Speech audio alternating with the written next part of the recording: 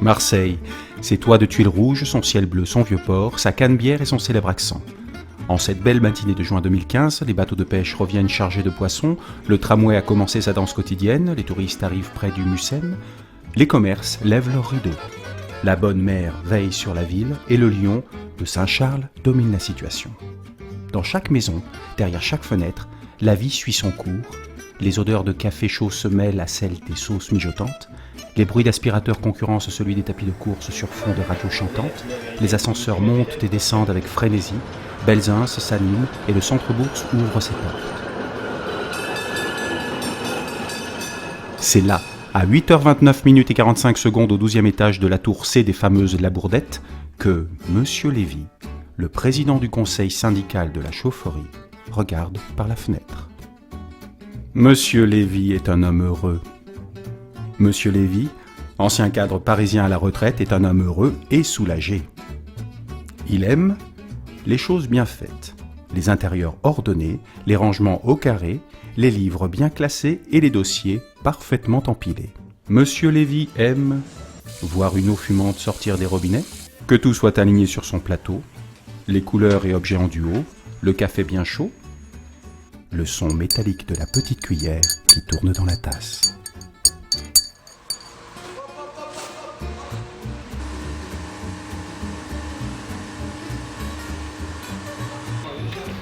Le chantier commence maintenant après 2 ans de démarche et d'études.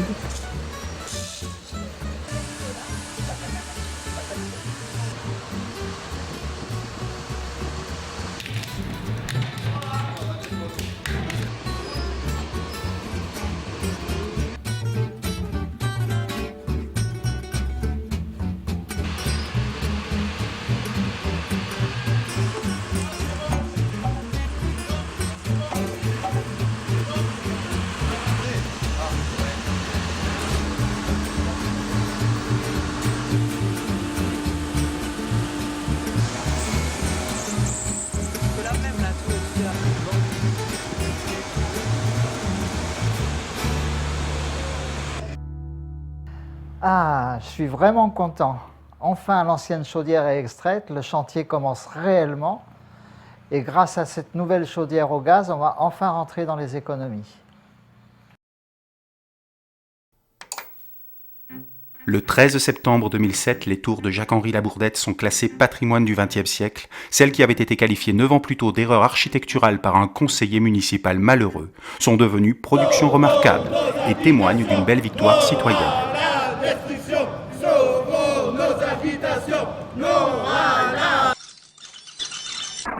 Depuis 4 siècles en effet, les habitants du cours Belzins, coincés entre la gare Saint-Charles et la Canebière, n'ont cessé d'investir et de défendre le cœur névralgique du centre-ville. Point zéro pour le calcul des distances au départ de Marseille.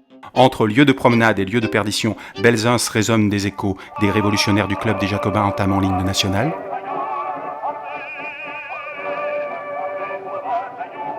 Des musiques populaires de l'Alcazar. Des accents cosmopolites de sa population. Le cours a vu se succéder destruction et reconstruction, construire, démolir, construire, démolir, construire, démolir, construire, démolir, construire, démolir, construire. Après-guerre, tout le quartier est détruit, des logements de fortune voient le jour, un bidonville en plein Marseille qui ne cesse de grandir au gré de l'arrivée des rapatriés. Pour répondre aux cruels besoins de logement, Gaston Defferre, maire de Marseille, ordonne un plan massif de construction. Après avoir rasé des baraquements, les tours Labourdette sortent enfin de terre. 3 tours de 18 étages, 59 mètres de haut et une barre de 9 étages sont bâtis. Les immeubles, avec leur exostructure, leurs larges baies vitrées et leurs façades en béton clair, témoignent des architectures urbaines contemporaines. À la fin des années 70, le choc pétrolier avait déjà mis un frein au grand plan de centre directionnel qui voulait faire du cours Belzins un La Défense marseillais. Le quartier, redevenu un village populaire et métissé, voyait déjà une nouvelle destruction programmée. Grâce à la mobilisation de ces habitants qui n'ont pas hésité à manifester pour défendre leur quartier et leur cadre de vie, les tours Labourdette, autrefois appelées Grille-Pain, entrèrent au patrimoine du XXe siècle. Mademoiselle Cécile habite au 16e étage, est pâtissière de son état, elle aime voir la pluie tomber sur les carreaux, adore les orages noirs tandis qu'elle est à l'intérieur bien au chaud, elle aime bouquiner en dégustant un petit cocktail, regarder, près du radiateur, Monsieur le chat sur son coussin. Mademoiselle Cécile n'aime pas les douches glacées avant d'aller travailler, les fumées noires qui sortent des cheminées. Non mais regardez, on est des vrais pollueurs. On commence à en avoir vraiment ras-le-bol, on pollue tout Marseille et je peux vous dire que ça commence à jaser sérieusement dans les couloirs. En effet, une vilaine rumeur se propage à tous les étages. Chacun y ajoute un soupçon de piment. Mademoiselle Cécile raconte à Madame Robert, l'ancienne conservatrice du musée, que les pompiers sont encore venus, qu'il est grand temps de changer cette foutue chaudière. Lorsque Madame Robert rencontre Mademoiselle Karima, l'institutrice du 18e étage, le tableau s'aggrave encore. Ma femme est pompier. Oui. Oh non, c'est pas possible, ça peut plus durer. Quand Mademoiselle Karima croise Jordan Boulet, le jeune étudiant de la Tour B qui fait du soutien scolaire auprès des enfants du quartier, la chaudière semble encore plus mal en point. Il paraît que ça va exploser.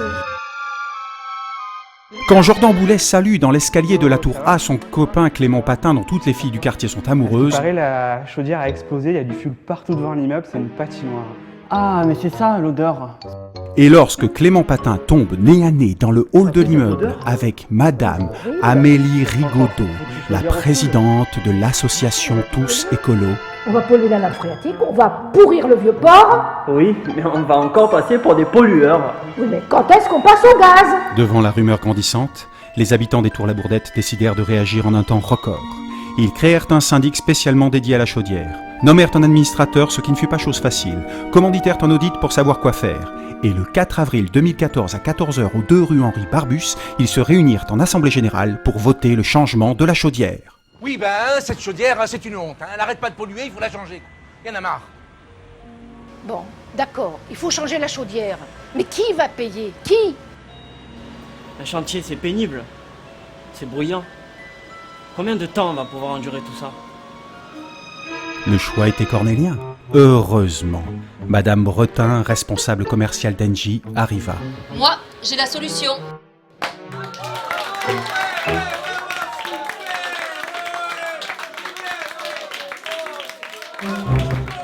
Six mois plus tôt, dans les entrailles de la chaufferie des Labourdettes, quelques dizaines de mètres sous l'agitation qui régnait cours Belzins,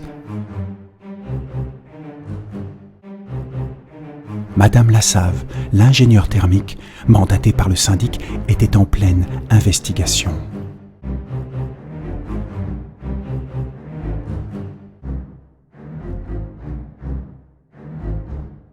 Je vais changer la chaudière et il faut vite rédiger un cahier des charges. Monsieur Méalin travaille pour le cabinet Lagier. Il est le représentant et le gestionnaire du syndic de la chaufferie, maître d'ouvrage du projet. Monsieur Méalin est surtout un homme très occupé.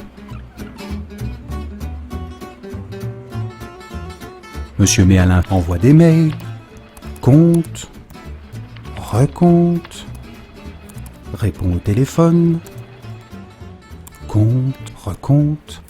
Monsieur Méalin est bien embêté. Oui. J'ai refait les calculs, le changement de la chaudière va coûter beaucoup trop cher à la copropriété. Rassurez-vous, j'ai la solution. Parfait. À ce moment précis, au deuxième étage d'un immeuble entièrement vitré au 10 place de la Joliette, commença la course aux autorisations. Mais, à cause du classement du quartier et des interventions à prévoir dans l'espace public, l'affaire allait s'avérer beaucoup plus compliquée que prévu. Le problème avec les IGH, les immeubles de grande hauteur, c'est qu'on ne peut pas faire n'importe quoi. Heureusement, grâce à l'intervention et à l'accompagnement d'Engie, tout est soudain devenu plus facile. La solution Winpact est une solution globale de rénovation et de performance énergétique proposée par Engie qui intègre le financement. Elle se décline en 4 étapes. Première étape, étude préalable. Deuxième étape, architecture, ingénierie et conception des travaux. Troisième étape, réalisation des travaux. Quatrième étape, exploitation et maintenance des équipements pendant 8 ans, période qui garantit l'engagement d'Engie et la performance énergétique. Winpact permet aux clients de réduire considérablement les charges liées au chauffage et de répartir le financement des travaux réalisés sur la période de 8 années d'exploitation. Madame Bretin est responsable commerciale auprès des marchés résidentiels privés. Elle a intégré ce poste chez Engie il y a 2 ans. Elle n'aime pas le gaspillage énergétique et les boutons inutilement allumés. Pardon. Elle aime voir ses clients heureux. Elle aime savoir qu'au même instant, les clients du 1er au 18e étage ouvrent leur robinet et profitent d'une douche bien chaude. Les chantiers de rénovation avec GDF Suez Énergie France, c'est simple. Après un premier rendez-vous avec le syndic, nous avons discuté avec le bataillon des marins-pompiers de Marseille. Puis nous nous sommes tournés vers les bureaux de conception. Nous avons rédigé un cahier des charges et lancé l'appel d'offres. Une fois les prestataires choisis, nous avons demandé les autorisations administratives. Les travaux ont pu commencer. L'eau chaude et le chauffage ont été maintenus pendant toute la période des travaux.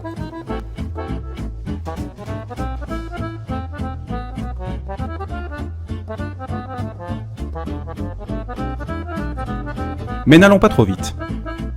Voici tous les acteurs de ce formidable projet en réunion. Il y a Monsieur Guémard, chef de projet pour Engie, Madame Bretin, Monsieur Méhalin, Monsieur Gabrielli, de la Pave, Monsieur Cadiou, l'ingénieur béton, Monsieur Lévy, Madame Lassave. Monsieur Guémard est très pressé de livrer son chantier dans les délais. Il aime que tout aille vite. Il n'aime pas que les ouvriers travaillent sans casque et ne respectent pas les consignes de sécurité. Chef de projet chez GDF Suez Énergie France, j'étudie les contraintes, je cherche des experts, je rassemble des spécialistes et je propose des solutions.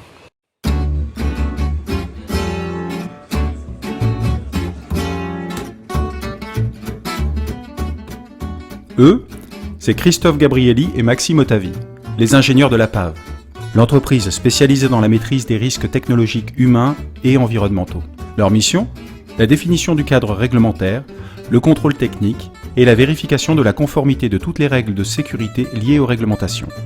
Tandis que M. Gabrielli effectue les mesures et les calculs nécessaires à l'élaboration du rapport obligatoire de conformité réglementaire après travaux, Maxime Otavi évalue les différents paramètres liés aux IGH. Mais alors, est-ce qu'il y a des conduits de gaz déjà existants ou est-ce qu'ils vont devoir les créer ? C'est sur ce rapport transmis aux pompiers que sera accordé le visa de conformité. Celui qui prend les mesures, là, sous les échafaudages, c'est M. Cadiou, l'ingénieur béton. Conception et vérification se font en concertation. En tant qu'ingénieur en génie civil, j'ai opté pour le béton. C'est le meilleur matériau pour répondre aux contraintes liées à l'explosion et à l'incendie imposées par la réglementation IGH. La sécurité des habitants, nous, on y tient vraiment.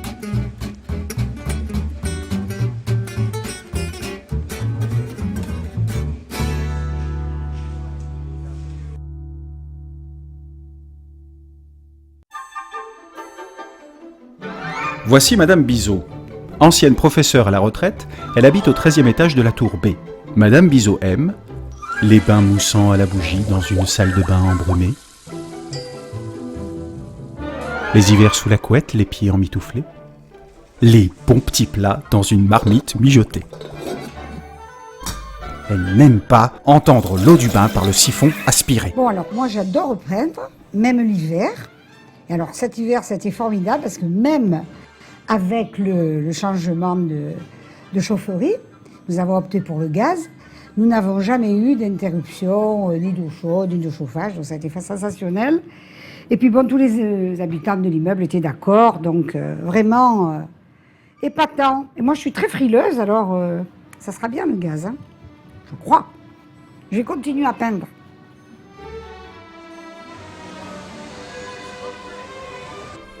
Au même instant, au milieu d'une foule anonyme et dans le plus grand secret, Monsieur Méhalin remet à un inconnu de grands rouleaux de plans.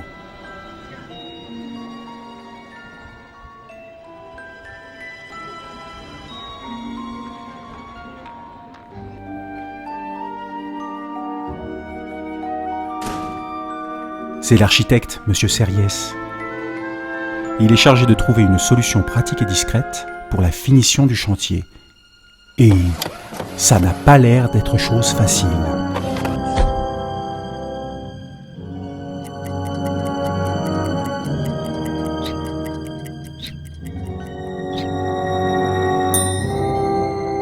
Allô ? Oui, c'est bon, j'ai enfin trouvé.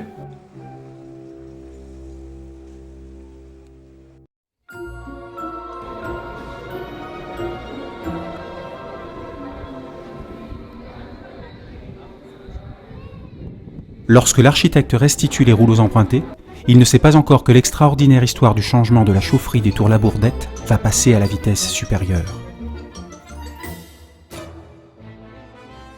Ah bonjour monsieur Malin. Très très bien. Ok, au revoir. Un projet, 4 réglementations, enfin on y est arrivé. On a bien fait de les accompagner.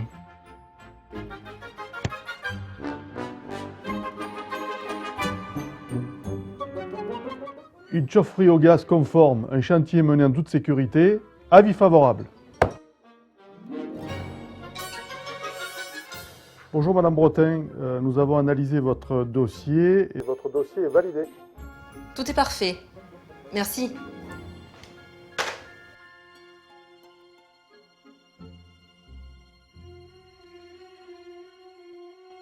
Trois mois, 2 jours, 8h32 minutes et 20 secondes plus tard, le grand jour tant attendu est enfin arrivé.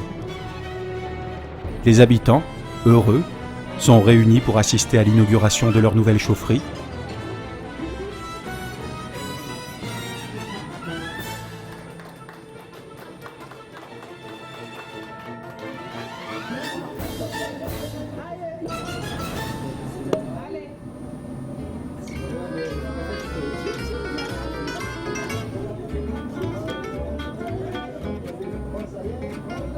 Sécurité, confort, chaleur, économie.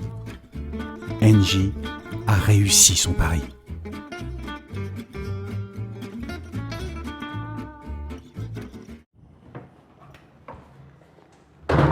Et moi, avec les économies, je pars à Tahiti.